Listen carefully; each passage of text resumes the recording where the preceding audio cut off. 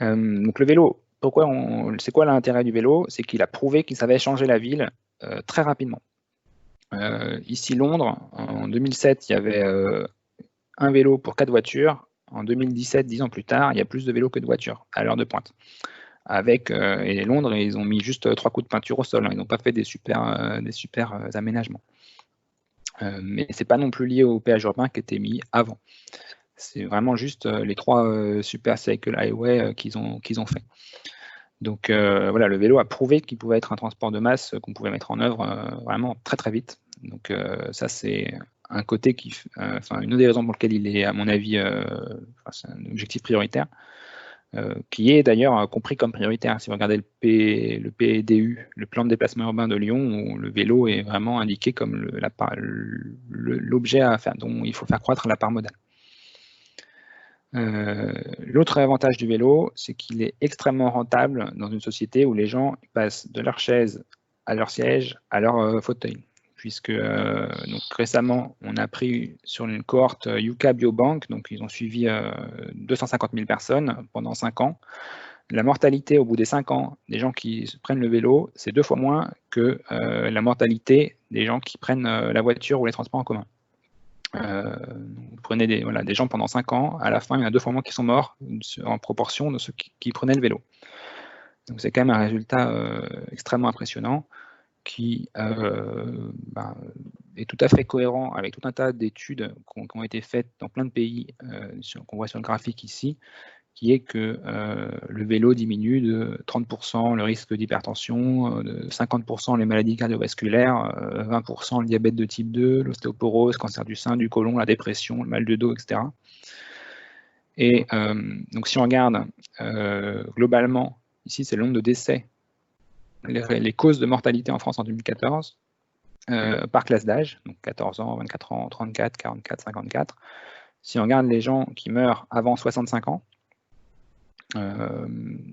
eh bien, ici, on voit que les 2 tiers meurent de maladies qui sont des maladies diminuées par la pratique du vélo, c'est-à-dire les maladies de ce tableau. Notamment le cancer, qui est la principale cause de mortalité prématurée et contre lequel le vélo est très efficace. En tout cas, dans une société qui, comme nous, comme les Anglais, comme les Suisses, les gens passent beaucoup plus de temps assis que ce pourquoi on était conçu à la base. Voilà. Donc, il y a un intérêt, en tout cas économique, socio-économique du vélo, qui est extrêmement fort et qui fait que développer le vélo, ça permet aussi d'économiser énormément d'argent sur la santé. Et l'OMS et l'ADEME valorisent l'usage du vélo à plus de 1,12 € par kilomètre d'externalité. Donc cet effet sédentarité, c'est de loin la plus grosse externalité qu'on a aujourd'hui sur ce mode de transport. Et si on calculait bien les bilans socio-économiques des infrastructures, on arrêterait tout de suite de construire des routes, des ronds-points et des trucs, et on construirait que des trucs pour vélo, parce que c'est au moins 10 fois plus rentable de manière sur la rentabilité socio-économique. On a plusieurs questions sur le vélo. La première, c'est il n'y a pas le vélo assistance électrique dans ce graphe, alors que Oui. pour les distances moyennes, ça serait intéressant. Oui, alors le vélo à assistance électrique, il n'est pas très différent du vélo. J'avoue que la précision des vitesses qui sont sur le graphe ne justifie pas d'avoir vraiment une différence entre vélo et vélo à assistance électrique. Et le graphe ne dit pas qu'on ne peut pas aller à plus de 15 km en vélo électrique, on peut toujours le faire. Voilà.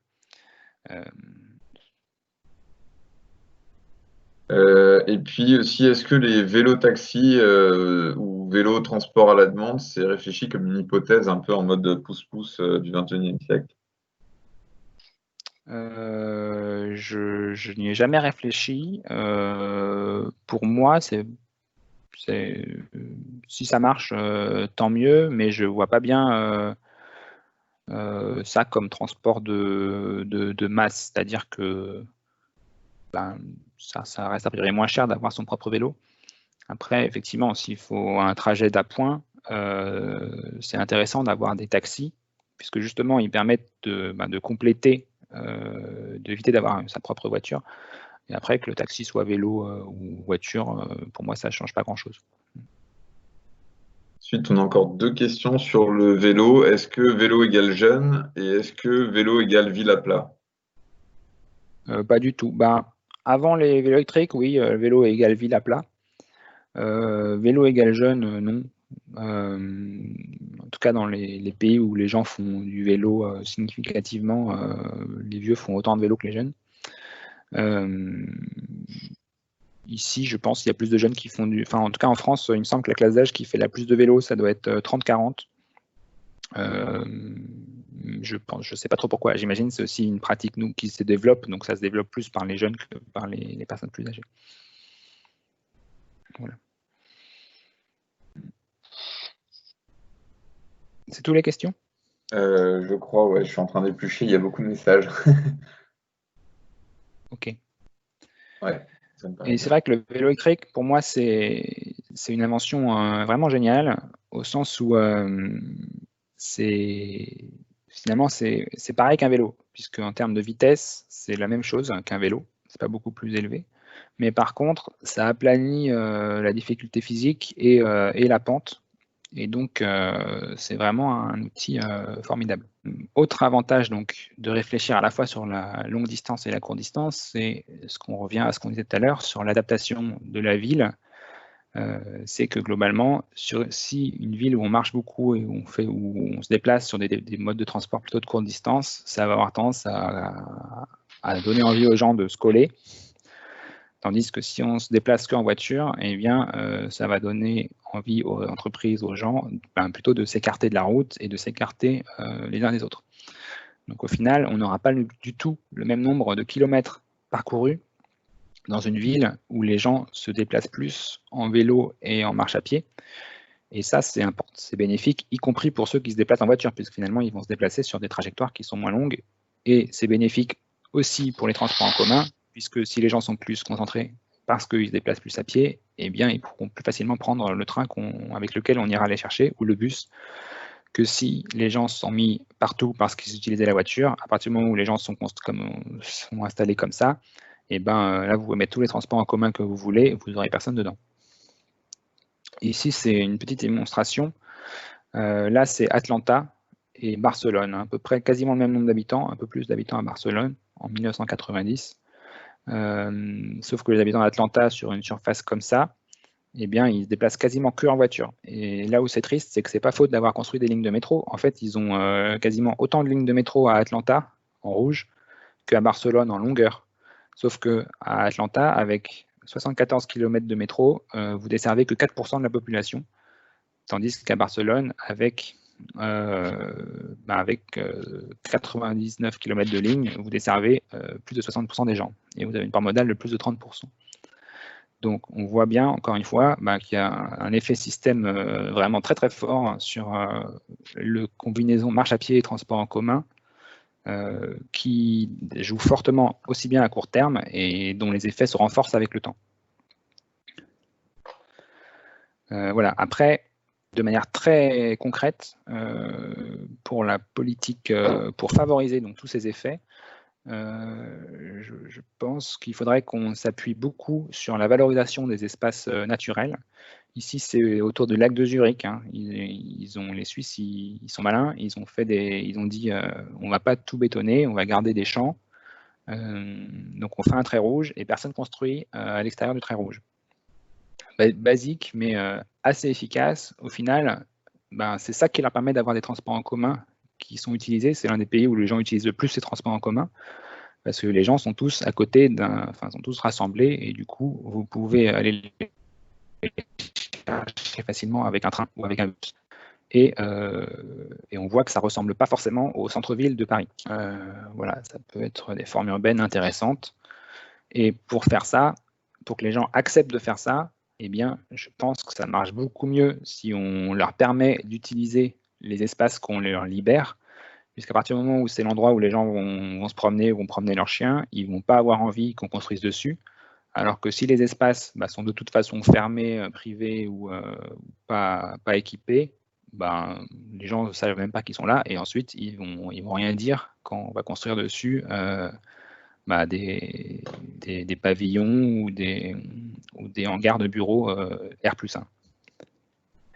Et donc à Lyon, très concrètement, on a plein d'endroits, enfin on n'a plus beaucoup d'endroits naturels, mais il y en a quand même encore quelques-uns, notamment le vallon de Charbonnières ici, où il y a le projet de construire un échangeur de l'Anneau des Sciences. Mais je pense qu'on a mieux à faire que de construire un échangeur de l'Anneau des Sciences dans le vallon de Charbonnières. On pourrait faire des voies vertes assez sympas tout le long de ces vallons ici, qui cumulent des avantages d'offrir de la nature et de la qualité de vie aux habitants de ces coins-là, de fournir des réseaux de vélos super utiles pour le développement du vélo, et finalement de sanctuariser ces endroits-là dans des endroits où on manque relativement de nature. Même chose ici pour l'accès au parc de Miribel. Je pense toujours à cause de l'effet, disons, boucle de déplacement et l'effet système. On a tout intérêt à ce que les Lyonnais puissent aller facilement se promener en vélo le week-end à Miribel, puisqu'à partir du moment où ils vont faire ça, ils vont demander des pistes cyclables et puis ils auront l'habitude de prendre le vélo. Et on voit juste ici qu'il manque vraiment pas grand-chose pour connecter de manière confortable le parc de Miribel sans devoir passer par l'échangeur qui est juste à côté. Voilà. Donc, moi, je parle de ça parce que j'ai cru comprendre que le Shift allait parler aux candidats et aux élus. Et donc, à mon avis, ça, cette valorisation des espaces naturels, c'est un truc que je n'ai pas vu énormément en concret dans les programmes électoraux. Et je pense que ça aurait un intérêt à être plus mis en avant. Vous connaissez sûrement ce graphique des empreintes carbone des Français. Où on peut voir différentes choses, on peut voir qu'il y en a un peu de partout, mais on peut aussi voir que la voiture, c'est le plus gros carré. Si on fait achat plus usage, c'est le plus gros carré. Et c'est pas très étonnant, puisque quand vous faites un plein de 40 kg de pétrole, c'est directement une importation de 40 kg de l'autre bout du monde, et il faut en acheter des t-shirts avant de réussir à importer pour 40 kg de t-shirts. Et pour que ça constitue 40 kg de matière synthétique issue de pétrole, quoi. Même chose par rapport à l'électroménager. Mais si vous faites la somme en poids de tout ce que vous avez, c'est toujours moins lourd que votre voiture, quoi, toute seule. Donc ça explique pourquoi il y a ce gros pavé. Mais en plus, donc si on réussit à diminuer ou à enlever complètement ce truc, à diminuer fortement, on a un tas d'effets collatéraux. En premier lieu sur la construction et l'entretien, puisque, comme je vous ai dit, les parkings, c'est partie importante des constructions, mais aussi tout ce qui est route, pont, etc., c'est une grosse partie. Aujourd'hui, je ne sais pas quelle partie exactement, mais ça joue ici aussi. Ça joue aussi là, ici, parce que s'il y a un urbanisme plutôt plus dense, il y aura, en général, il y a moins de mètres carrés par personne, des constructions plus collectives qui vont être plus efficaces, plus faciles à chauffer, à isolement équivalent, etc. Vous aurez moins de place pour mettre 3 congélateurs et 2 sèche-linges, où il y aura besoin de moins de linéaires de tuyaux pour vous amener l'eau, l'électricité, où le camion poubelle il va mettre moins de kilomètres dans sa tournée. Enfin voilà, tout un tas de choses collatéraux en fait assez forts. Enfin pour moi vraiment, la mobilité et la voiture, c'est un sujet clé du changement, de la décarbonation de la société, et pas seulement dans le carré, aussi ailleurs. Et vous êtes peut-être surpris de voir le lien avec alimentation, mais ça c'est quelque chose qu'on ne sait pas forcément. C'est qu'avec 5% de biodiesel dans l'huile de palme, dans le carburant, ça fait, en Europe, ça fait quand même la moitié de l'huile de palme qu'on consomme. C'est des quantités d'huile qui sont assez importantes. Et aussi bien sur l'huile de palme que sur toutes les sortes de plantations d'oléagineux et même de sucre, la nourriture des bœufs, elle est, en fait, c'est un coproduit, que ce soit pour le soja ou pour le maïs ou pour le tourteau de protéines qui servent à nourrir les animaux qui font ces trucs-là. Eh bien, c'est un coproduit d'une industrie dont les revenus viennent à la fois de là et à la fois des biocarburants. Et donc, si on utilise moins de biocarburants, eh bien, la viande est plus chère, concrètement. Et donc, il y a aussi un effet par rapport à un effet ici. Et ici, j'ai mis une petite image pour rappeler que quand on fait un plein de diesel d'une voiture moyenne, ça fait autant d'huile de palme, autant d'huile que quand on achète tout ça de 2 kg de Nutella. Voilà. Donc voilà, des effets secondaires qui sont assez importants sur le sujet mobilité.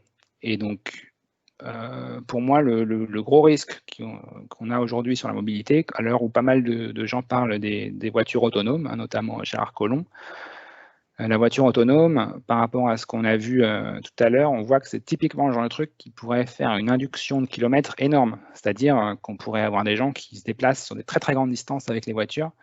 Et donc, potentiellement, c'est quelque chose de catastrophique par rapport à la mobilité, par rapport à la décarbonation. Surtout qu'aujourd'hui, les premières voitures autonomes qui sortent, c'est celles qui permettent de conduire sur l'autoroute sans regarder la route, hein, c'est pas celles qui conduisent toutes seules. Et donc ça, c'est vraiment un scénario à éviter. Et ça, si le shift pouvait en toucher 2 mots aux élus, ça serait pas mal, qu'il y ait vraiment un risque. Aussi parce qu'aujourd'hui, il y a pas mal de publics captifs dans les transports en commun.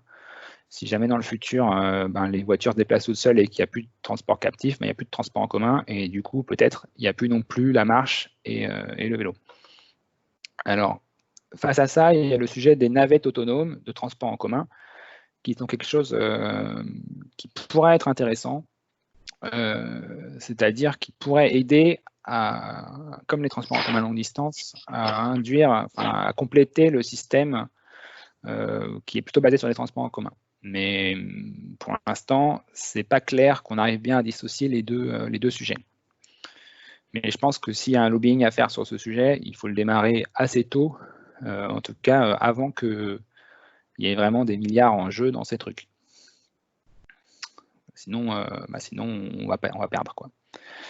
Et pour finir sur la voiture, voilà, toujours la même idée, hein, la voiture électrique, qui est aussi beaucoup dit dans les programmes des différentes personnes pour les élections, comme quoi ça va résoudre ça va décarboner la mobilité. Et je trouve ça assez drôle de voir que les mêmes gens qui disent que les smartphones, c'est un problème environnemental avec la batterie de 100 grammes de lithium, et que finalement une voiture avec une batterie qui est 10 000 fois plus lourde, c'est une solution environnementale. Voilà. Et ça ne veut pas dire que la voiture électrique, c'est pas bien, mais c'est tout pour ma présentation. Je ne sais pas si vous avez d'autres questions.